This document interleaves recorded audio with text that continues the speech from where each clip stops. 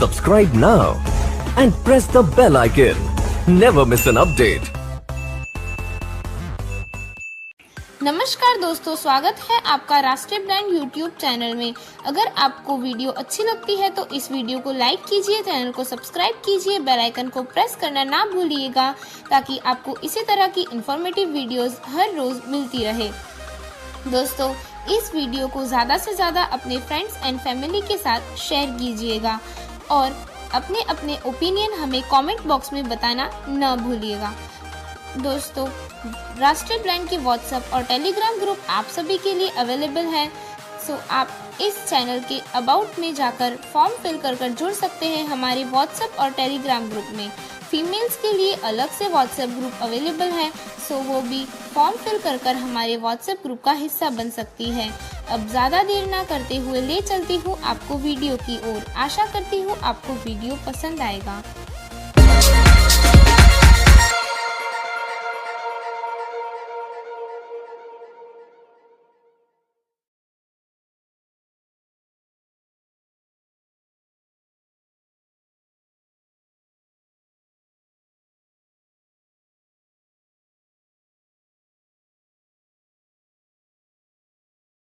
आप सुन रहे हैं स्टोरी टेलिंग प्रतियोगिता 2025।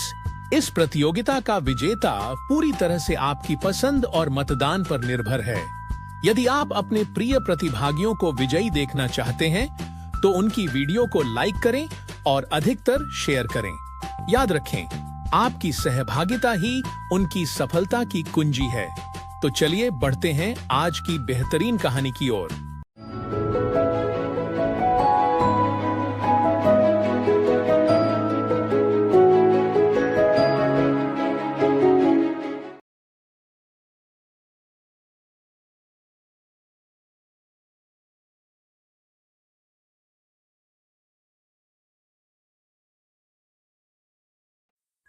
दोस्तों नमस्कार, मेरा नाम है ईश्वर सिंह। राष्ट्रीय ब्लाइंड यूट्यूब चैनल पर मैं आप सभी का स्वागत करता हूं। राष्ट्रीय ब्लाइंड टीम द्वारा आयोजित स्टोरी टेलिंग प्रतियोगिता 2025 के तहत मैं अपनी स्टोरी रिकॉर्ड करने जा रहा हूं, जिसका नाम है तुम्हारी आंखों से, और इस कहानी को मैंने ही लिखा है। दोस्तों, अगर ये कहानी आपको अच्छी लगे तो इस वीडियो को लाइक करके जाइएगा और अधिक से अधिक शेयर करके जाइएगा ताकि मैं इस प्रतियोगिता में विजय हो पाऊँ, क्योंकि सब कुछ ऑडियंस पर ही निर्धारित है। Thank you guys. चलिए कहानी शुरू करते हैं। एक घर के सामने एक बाइक आकर रुकती है। उस पर से एक लड़की उतरती है, अपने हेलमेट को उतारते हुए अपने हाथों में लेती है और उस घर के मेन गेट से अंदर घुसते हुए सामने नजर आ रही ऊपर की सीढ़ियों पर दौड़ लगाती है। सीढ़ियों पर चढ़ जाने के बाद सामने उसे एक कमरा नजर आता है। कमरे का दरवाजा बंद है। वह कमरे के दरवाजे के सामने जाती है और कमरे का दरवाजा खटखटाती है। सीढ़ियां चढ़ने के कारण उसकी सांसें बेकाबू होने लगती है। वह अपनी सांसों पर काबू करते हुए फिर से दरवाजा खटखटाती है और बोलती है, अरे दीप, दरवाजा खोलो, आज तुम्हें कॉलेज नहीं जाना क्या? इधर कमरे में एक लड़का आराम से बेड पर गहरी नींद में सो रहा है। उसे अपनी नींद में दरवाजे के खटखटाने और उसे किसी की आवाज में पुकारने की आवाज सुनाई देती है। बाहर खड़ी लड़की दरवाजा फिर से खटखटाती है। इस बार दीप अपनी आंखों को मलते हुए खड़ा होता है और बेड से उतरते हुए अपने मन ही मन खुद से कहता है, ओ गॉड, आज तो संडे है, आज कौन आ गया इतनी सुबह? तभी उसके हाथों से दरवाजा खुल जाता है और सामने खड़ी लड़की उसे देखती है। उसे देखते ही वह बोलती है, लगता है तुम तो अभी तक सो ही रहे थे। यह सुनकर दीप कहता है, अरे छवि, आप यहाँ? छवि कहती है, हाँ मैं यहाँ हूँ, तो इसमें कौन सी बड़ी बात है, रोज ही आती हूँ आपको कॉलेज ले जाने के लिए, आज आ गई तो कौन सी बड़ी बात होगी। लेकिन छवि, आज तो संडे है, दीप कहता है। तो छवि चौंकती है। रियली? कहते हुए छवि अपना फ़ोन निकालती है और उसमें चेक करने लगती है। थोड़ी देर में उसे तसल्ली हो जाती है कि दीप जो कह रहा है वह सच कह रहा है। वास्तव में आज संडे ही था। इस पर छवि शर्मा जाती है और हंसते हुए बोलती है, अरे मैं तो भूल गई थी आज संडे है, फ्लो में याद ही नहीं रहा। और चुपचाप आपको कॉलेज ले जाने के लिए चली आई। इस पर दीप भी मुस्कुराता है और बोलता है, चलिए कोई बात नहीं, आप आ ही गई हैं तो चलिए अंदर चलते हैं और बैठिए, कुछ देर बातें करते हैं, फिर चली जाइएगा। इतना कहकर दीप छवि का हाथ थामता है और उसे अंदर कमरे में ले जाने लगता है। छवि कुछ कहना चाहती थी, बट जैसे ही दीप ने उसका हाथ थामा उसे एक अलग सा एहसास हुआ और वह चुपचाप दीप के साथ खींची चली गई कमरे के अंदर। कमरे के अंदर जाकर दीप ने उसे बेड पर बिठाया और तभी उसे याद आता है कि वह तो बिना हाथ मुंह धोए सीधे ही बेड से उठकर दरवाज़ा खोलने चला गया था। छवि उसे इस हालत में देख रही होगी तो क्या सोच रही होगी। उसके मन में जैसे ही यह आता है वह सीधा उसके कमरे के पास बने गलियारे में भागता चला जाता है और सामने बने वॉशरूम में घुस जाता है और वहां जाकर अपनी हालत को सुधारने लगता है। इधर छवि तो अभी भी उसी एहसास को लिए बैठी है। उसने दीप के बारे में ऐसा कुछ नहीं सोचा जैसा दीप ने अपने बारे में सोचा था। उसे तो मालूम भी नहीं कि दीप इतनी जल्दबाजी में कहाँ भाग कर गया और क्यों गया। वह तो चुपचाप उसी एहसास को लिए वहीं बैठी रही। कुछ देर बाद वह उठती है और किचन में जाती है। किचन में जाकर दीप और अपने दोनों के लिए कॉफ़ी तैयार करने लगती है। थोड़ी देर बाद दीप भी अपनी हालत सुधारते हुए कमरे में आता है और छवि को ढूंढने लगता है। छवि, आप कहाँ हैं? वह आवाज़ लगाता है तो छवि किचन से बोलती है, चुपचाप वहीं बैठ जाओ, कॉफ़ी बनाकर ले आ रही हूँ। इस पर दीप बोलता है, अरे आप क्यों किचन में चली गई? मैं बनाता हूँ ना कॉफ़ी, चुपचाप वहीं बैठे रहो। इस पर छवि कहती है, वरना मैं बिना कॉफ़ी पिए चली जाऊंगी।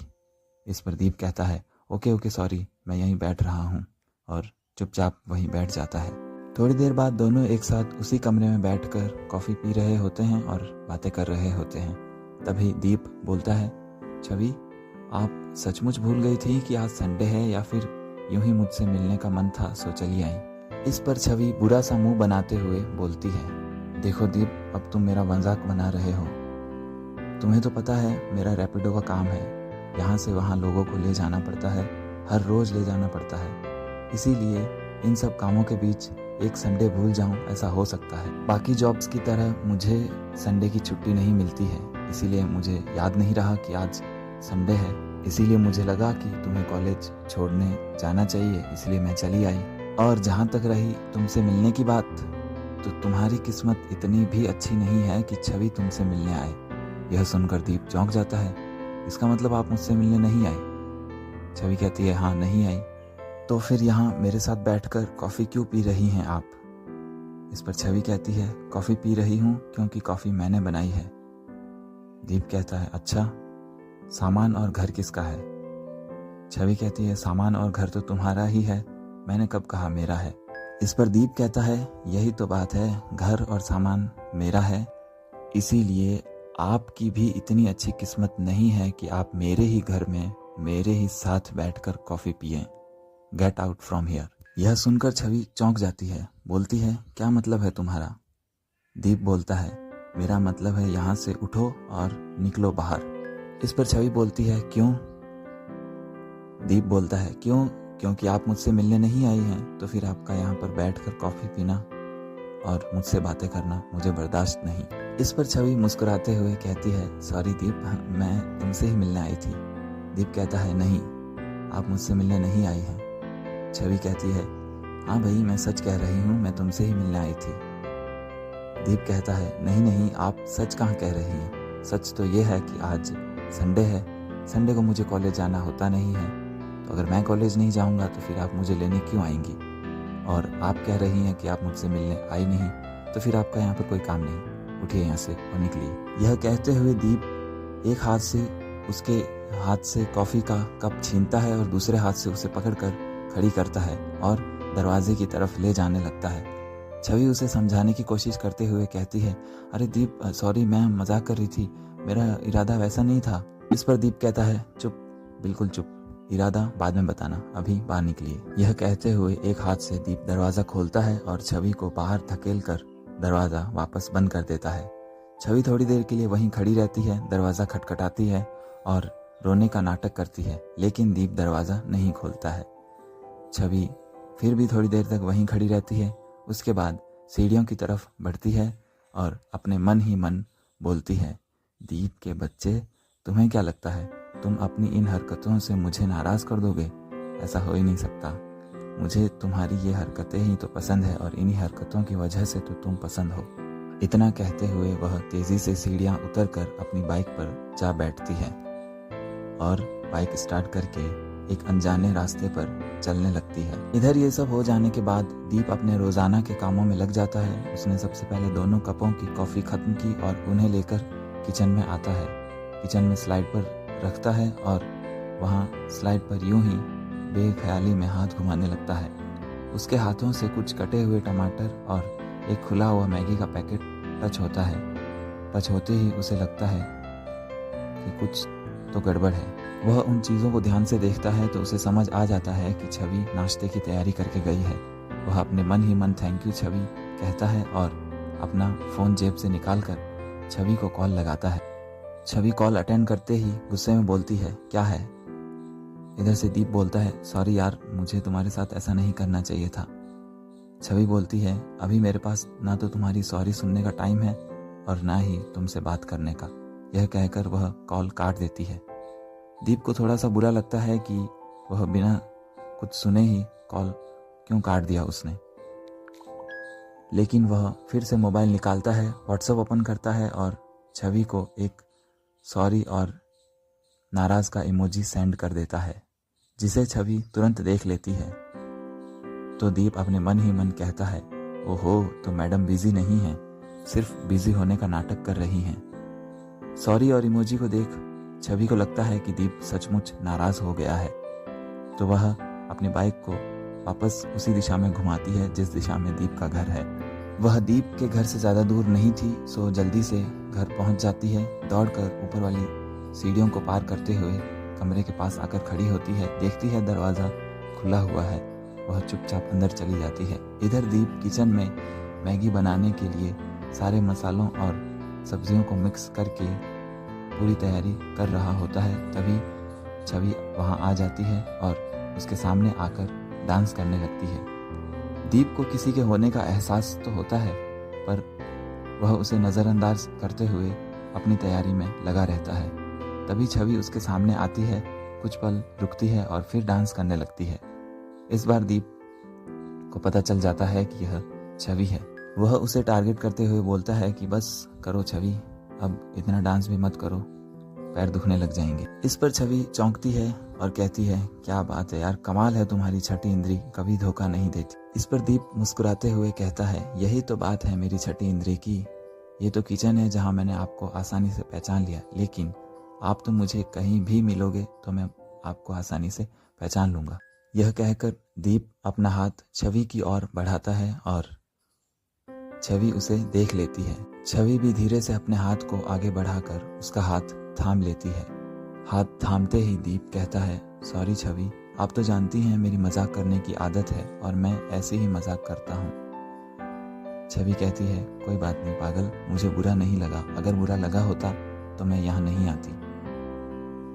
इस पर दीप कहता है, ठीक है, आप जाकर कमरे में बैठिए, मैं नाश्ता तैयार करके लाता हूँ। छवि कहती है, नहीं, तुम जाकर बैठो कमरे में, नाश्ता मैं तैयार करके लाऊंगी, वरना मैं बुरा मान जाऊंगी और यहाँ से बिना कुछ खाए चली जाऊंगी।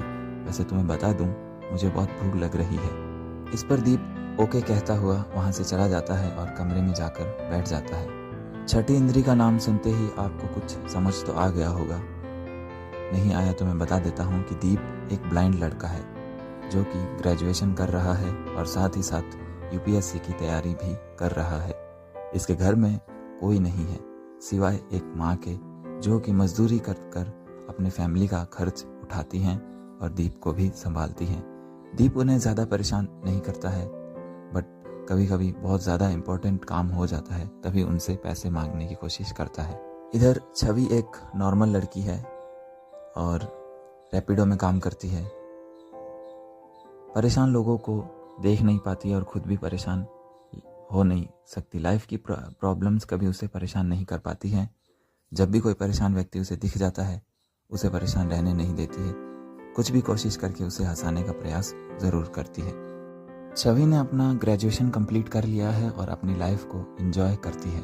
इधर कमरे में बैठा दीप अपनी और छवि की पहली मुलाकात को याद करने लगता है। दीप एक हॉस्टल के सामने खड़ा है और तभी उसके सामने एक बाइक आकर रुकती है और उस बाइक पर से एक आवाज़ आती है, हेलो सर, ओटीपी बताइए। दीप उस आवाज़ को सुनकर बोलता है, जी किस बात का ओटीपी? सामने वाली लड़की बोलती है, अरे आपने बाइक बुक की है ना? दीप बोलता है, हाँ की है। तो फिर ओटीपी बताइए। दीप बोलता है, लेकिन कोई मेल ड्राइवर आने वाला था। लड़की बोलती है, अच्छा तो फीमेल ड्राइवर आ गई तो आपको प्रॉब्लम है? दीप बोलता है, नहीं प्रॉब्लम तो कोई नहीं है। तो फिर आपको चलना है या नहीं? दीप बोलता है, चलना है। तो फिर ओटीपी बताइए और बैठिए। उस लड़की से इतना सुनने के बाद दीप अपना फ़ोन निकालता है और अपने कान के पास ले जाकर उस पर उंगलियां चलाने लगता है।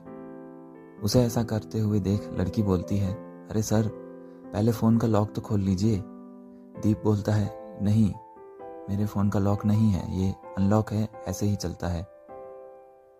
लड़की बोलती है, ऐसे ही चलता है? इसमें कुछ दिखाई तो नहीं दे रहा है, फिर आप ओटीपी कैसे बताएंगे? दीप कहता है, मुझे देखकर नहीं बताना है, मुझे सुनकर बताना है, और आपको कुछ दिखाई नहीं देगा क्योंकि मैंने स्क्रीन हाइड कर रखी है। इस पर लड़की बोलती है, अच्छा सुनकर ओटीपी बताएंगे, चलिए बताइए। दीप उसे 9386 ओटीपी बताता है और बाइक पर बैठने के लिए आगे बढ़ता है, लेकिन उसका डायरेक्शन सेंस खो जाता है और वह दूसरी दिशा में जाने लगता है। तभी वह लड़की बोलती है, अरे सर बाइक इधर है, आप वहाँ कहाँ जा रहे हैं? दीप बोलता है, ओह सॉरी, मुझे दिखाई नहीं देता है ना, इसलिए ऐसा हो जाता है। इतना सुनकर वह लड़की सॉरी बोलती है और नीचे उतरकर दीप की हेल्प करने लगती है। वह दीप का हाथ पकड़ती है और उसे आराम से बाइक पर बिठाती है। थोड़ी ही देर में बाइक सड़कों पर दौड़ते हुए नजर आती है। लड़की दीप से बोलती है, सर आपको दिखता नहीं है, फिर आप फ़ोन कैसे चला लेते हैं? दीप बोलता है कि हमें दिखता नहीं है बट सुनाई तो देता है। हमारे फ़ोन में टॉकिंग सिस्टम होता है जिसको हम टॉकबैक बोलते हैं। वह हमें सब कुछ स्क्रीन पर दिख रहे आइकन्स और टेक्स्ट को पढ़कर सुनाता है। हम उसे समझ लेते हैं अपने हिसाब से और अपना काम कर लेते हैं। ओहो ऐसा कहते हुए लड़की, जिसका नाम छवि है, अपनी ड्राइविंग पर ध्यान देने लगती है। थोड़ी ही देर में दीप का कॉलेज आ जाता है। छवि बाइक रोकती है और आराम से दीप को उतारते हुए 2 मिनट के लिए साइड में खड़ा करती है। अपनी बाइक को स्टैंड पर लगाती है और उसका हाथ पकड़कर कॉलेज के मेन गेट से अंदर जाने लगती है। दीप मना करता है कि मैं चला जाऊंगा, लेकिन बार बार उसके मना करने के बाद भी छवि उसे क्लासरूम तक छोड़ने आती है। क्लासरूम में छोड़ने के बाद वह उसके हाथ में एक छोटा सा कार्ड थमा कर जाती है और कहती है, जब भी मेरी हेल्प की ज़रूरत हो मुझे कॉल करना। दीप क्लास में एंटर होते हुए पीछे मुड़कर जोर से कहता है, 3 बजे छुट्टी होगी मेरी, लेने आ जाना। छवि ओके कहते हुए वहाँ से दौड़ कर चली जाती है। इस तरीके से इन दोनों की पहली मुलाकात हुई थी। उसके बाद रोज़ छवि दीप को कॉलेज छोड़ने आती और लेने आती। इन्हीं आने जाने के बीच इन दोनों की दोस्ती और भी गहरी होती गई। दोनों चुपचाप एक दूसरे की बातें समझने लगे, एक दूसरे को सपोर्ट करने लगे। बिना कुछ कहे छवि दीप की बात समझ जाती और दीप भी छवि को चुपचाप समझ लेता। जो भी बात होती दीप छवि से शेयर करता और छवि भी दीप से कुछ नहीं छुपाती थी। दीप इन्हीं सब यादों में खोया हुआ था कि तभी अचानक छवि 2 प्लेट्स लेकर आ जाती है और दीप से कहती है, हेलो हीरो, कहाँ खोए हुए हो, चलो नाश्ता करो। नाश्ता करते हुए छवि दीप से कहती है, दीप आज तो फ्री हो गए तुम, कहीं घूमने चलें? दीप कहता है, हाँ फ्री तो हूँ और आपने कह दिया है तो घूमने भी चलेंगे, लेकिन कहाँ चलना है? तभी छवि कुछ सोचते हुए कहती है, नहीं चलो कोई बात नहीं, अगर तुम्हें स्टडी करनी है तो स्टडी कर लो। दीप कहता है, नहीं नहीं, स्टडी तो मैं रोज़ ही करता हूँ, आज आपने घूमने को बोला है तो चलिए घूमने चलते हैं। इतना कहकर दीप अपना नाश्ता जल्दी से फिनिश करने लगता है। दीप अपना नाश्ता फिनिश करते ही छवि की प्लेट में से खाने लगता है। छवि को यह अच्छा लगता है लेकिन वह उसे कुछ नहीं कहती। दीप कहता है, जल्दी नाश्ता फिनिश कीजिए वरना फिर घूमने का प्लान कैंसिल करना पड़ेगा। छवि भी जल्दी से नाश्ता करने लगती है। थोड़ी देर बाद दोनों नाश्ता कर लेते हैं। उसके बाद दोनों घूमने के लिए निकल पड़ते हैं। दीप को छवि की बाइक पर बैठे बैठे छवि ने उसके लिए जो जो किया उसे याद आने लगता है। वह हॉस्टल में रहता था। छवि ने उसे हॉस्टल से निकलवा कर एक कमरा रेंट पर दिलवा दिया ताकि वह अपनी यूपीएससी की तैयारी आराम से कर पाए, क्योंकि वह जानती थी हॉस्टल में रहकर यूपीएससी की तैयारी कर पाना पॉसिबल नहीं है। दीप को कमरा रेंट पर नेहा नाम की आंटी ने दिया था, जो कि छवि की रेगुलर सवारी थी। दीप से वह पैसे भी नहीं लेती थी। जब भी दीप उनसे पैसे मतलब कि कमरे का किराया देने को बोलता तो आंटी बोलती थी कि जब यूपीएससी क्लियर हो जाए और सिलेक्शन हो जाए, जॉब मिल जाए अच्छी सी, तब मैं सारे पैसे तुमसे ले लूँगी। छवि भी उन्हें बार बार कमरे का रेंट देने की कोशिश करती थी, लेकिन नेहा आंटी कहती थी कि क्यों, तुमने ही केवल लोगों की हेल्प करने का ठेका ले रखा है, मुझे भी तो थोड़ा सा पुण्य कमाने दो। इस बात को सुनकर छवि के पास उनको कहने को कुछ नहीं बचता, वह चुपचाप वहाँ से चली जाती। इधर दीप भी छवि की हर मुमकिन कोशिश हेल्प करने की कोशिश करता था और करता ही था। छवि ने जो जो उसके लिए किया आज उसे याद आ रहा था। जब भी उसे पैसों की ज़रूरत होती, छवि उसे चुपचाप पैसे लाकर दे देती। दीप कहता कि मैं आपका यह एहसान कैसे उतार पाऊंगा, लेकिन छवि कहती कि दोस्ती में कोई एहसान नहीं होता, अगर एहसान उतारने की बात कहोगे तो मैं तुमसे दोस्ती तोड़कर चली जाऊंगी। दीप के पास इसके बाद कुछ कहने को बचता नहीं। वह चुपचाप जो छवि देती ले लेता और जो छवि कहती सुन लेता। इतनी सी देर में बाइक रुकती है और जहाँ छवि और ये दोनों घूमने आए हैं वह जगह आ जाती है। वह जगह एक पार्क थी। बाइक रुकते ही छवि दीप को नीचे उतारती है और इस बाइक को पार्किंग एरिया में पार्क करती है। उसके बाद दीप का हाथ पकड़कर पार्क के अंदर जाने लगती है।